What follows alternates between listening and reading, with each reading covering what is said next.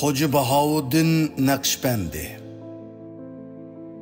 Miladiya 1318-yili 21 martda Markaziy Osiyodagi dаңliq sofizm iqimi Naqshbandiya mazhabining pirkaloni Hoja Bahauddin Naqshbandi Buxoroga yaqin Qog'onlar jamoatining qo'riqida tug'ilgan.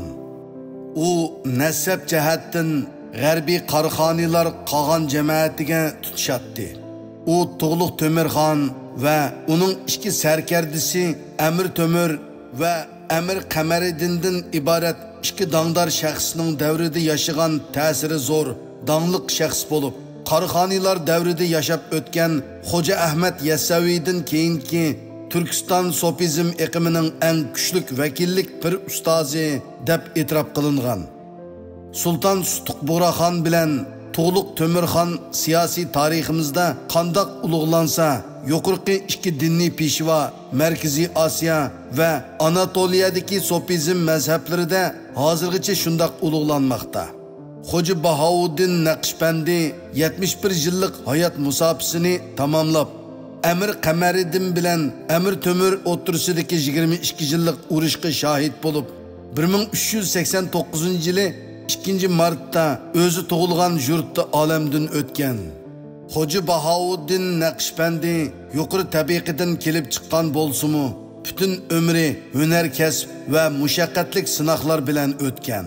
1335-yildan boshlab sofizm ilmida kamolatga yetgandan keyin shu yildan toki 1347-yilgacha to'p-to'g'ri 12 yil Yassaviychilarning pirkomillaridan Xalil Ata degan kishining huzurida ta'lim olgan va o'zaro bir-biriga ta'sir ko'rsatishgan. Hoja Bahauddin Naqshbandi kichigidan boshlab o'ziga ilm va axloq o'rgatgan ustozi Amir Kulol Hazratni bir umr hurmatlab o'tgan. Ularning piri samosi vafot bo'lgandan keyin bu ikkaylan sofizm yo'lida o'xshamagan ikki xil guruhga ataman bo'lsa-mu, lekin bir-birini davomli hurmatlab o'tishgan. Sofizm haqidagi klassik asarlarda Bahauddin Naqshbandi uning taxallusi va o'ziga xos tariqati haqida mundaq bayonlar bor. Naqshbandi tariqatidagi so'pilar zikr talqinlarida Qur'oni Karim o'qiganda yurkiga naqsh qilganligini, qalbidagi yomon o'y fikrni chiqarib tashlab, qalbini pokizlaganligini ishorat qilishatdi. Shuning bilan Hoja Bahauddin Naqshbandi ya'ni ilohiy ta'limotlarni yurkiga naqsh qilib zinnatlagan banda laqami bilan mashhur bo'ldi. Bahauddin Naqshbandi ahli sunnat val jamoat ideyasida ching turib, shariatga qattiq amal qilishni talab qiladi. Alloh mutlaq birdir, birdan-bir haqiqiy mavjudiyatdir. Koinotdagi har shayni Alloh yaratgandir deb biladi. U avam bilan qo'yiq aralashib o'tishni tashabbus qilib, tarki dunyochilikqa qattiq qarshi edi.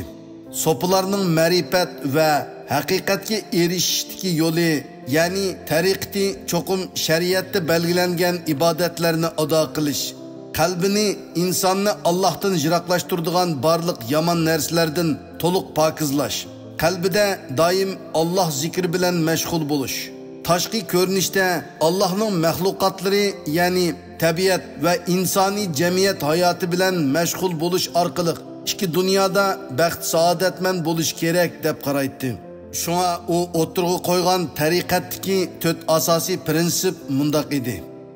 Birinchi, tariqatda avam bilan birlikda bo'lish, so'pilar avamdan ayrilib tanho qolmasligi, xalq bilan birlikda bo'lishi, kishilar bilan yaxshi kengri munosabat o'rnatishi, o'zaro yordamlashishi, hamkorlashishi kerak.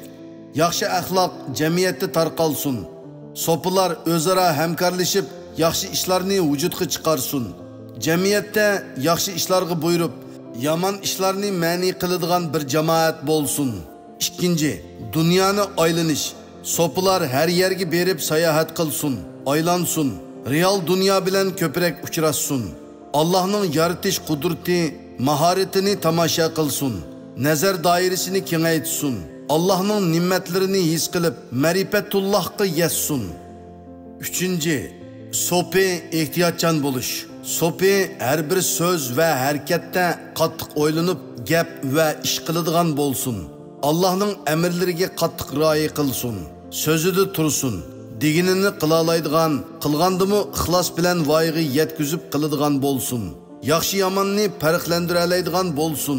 G'aflat ahli bo'lmasin. 4. Dünya nimetlerinden foydalanish.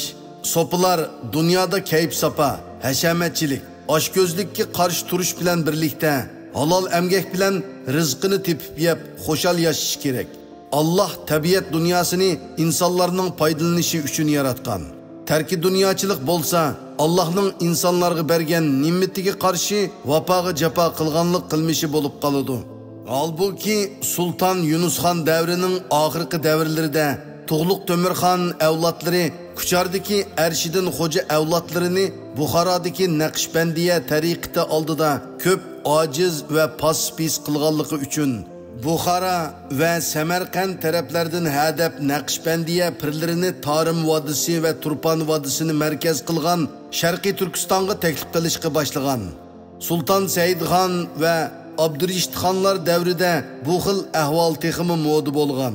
Oqibat paydin-pay aslidagi to'g'ri usul va metodidan chetnab ketgan bu xil dinniy iqim, qoriniyat va chala ishonlarning vositasi bilan Uyg'urlar ichida umumlashib, yaqinqi zamondagi 3 asrlik Buxoro uyqusini paydo qilgan.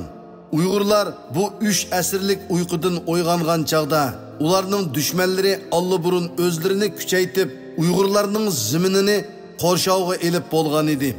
Naqshbandiya tariqatining Uyg'urlarning yaqinqi 5 asrlik milliy, diniy, ijtimoiy, kultur, madaniyat va siyosiy hayotiga va tarixiy taraqqiyotiga ko'rsatgan barliq aktiv va passiv ta'sirlarini to'g'ri baholash uchun texmi cho'nqur, texmi keng doiralik muhim tarixiy tadqiqotlar Uyg'urlarning tarixchilari va olimlarini kutib turmoqda.